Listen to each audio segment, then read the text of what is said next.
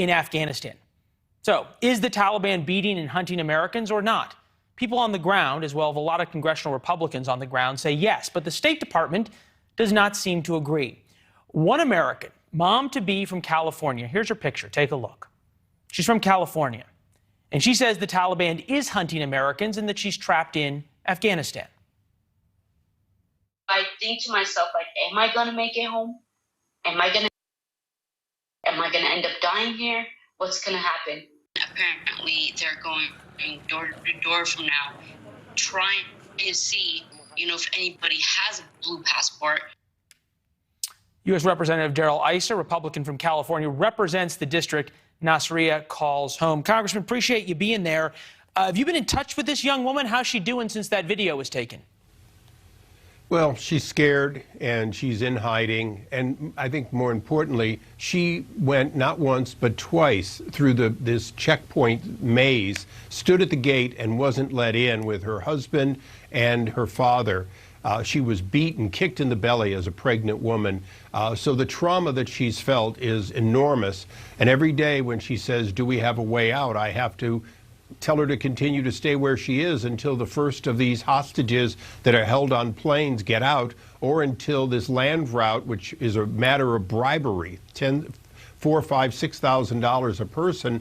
And you might remember that's the one where the State Department took credit after private groups paid the bribes and got a few people out through Tajikistan. Congressman, you just said people are being held on planes and being held hostage effectively by the Taliban. The Secretary of State says that's not the case. Take a listen. We are not aware of anyone being held on an aircraft or any hostage-like situation in Mazar-e-Sharif. So we have to work through the different requirements, and that's exactly what we're doing. Is he lying? That is great, Leland. That's great double talk. Work through the requirements means that they were given the manifest and they would not get them cleared with the Taliban. As a result, they're not going where they need to go. Additionally, they're not willing to guarantee third-party countries that are acting as lily pads that they'll get them out of there. There's always the spin, but you said the word hostage, that people are being held hostage. He said we're not aware of anyone being held on an aircraft or any hostage-like situation. Is he lying? He's wrong because unless you're willing to bribe, you will, in fact, be beaten or killed if you try to get out of the country.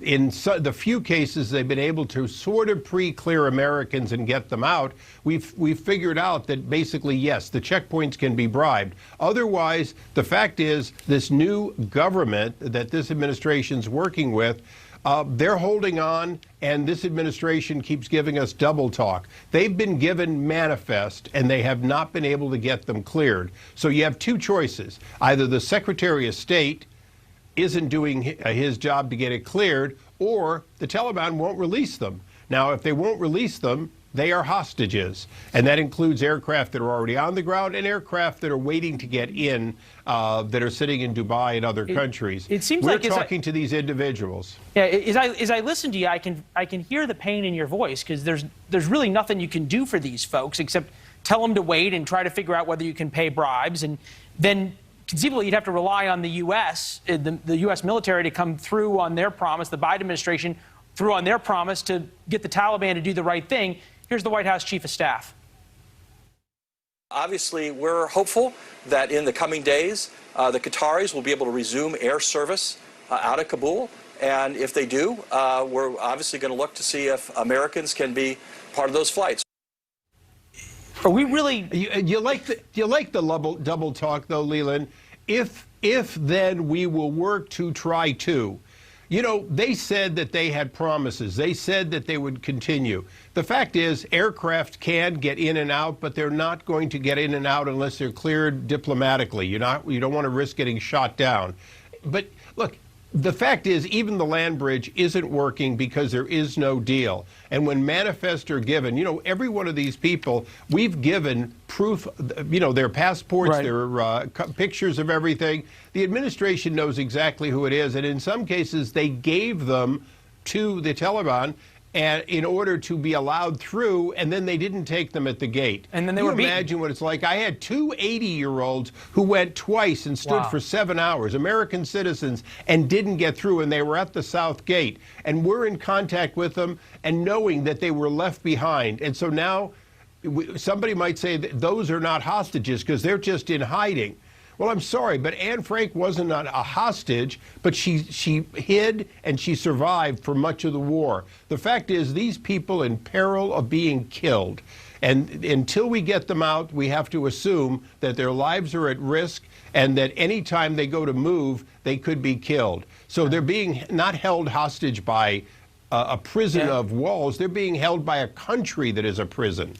Congressman, you make some great points, and I know the folks still stuck in Afghanistan are counting on you. Come back and talk to us through the process, all right? We sure will. Thanks, Thank you. Leland. All right. So imagine having to send a photo to the government to prove you're in your own home during quarantine. Sounds like a book, right? Well, it's not a book. It's happening in one country. We're going to look at whether the United States could be next. Plus, why a new poll is fueling speculation that former President Trump is going to run again in 2024. And we're going to tell you the one issue that the president sees President Biden as the most vulnerable on. We'll be right back.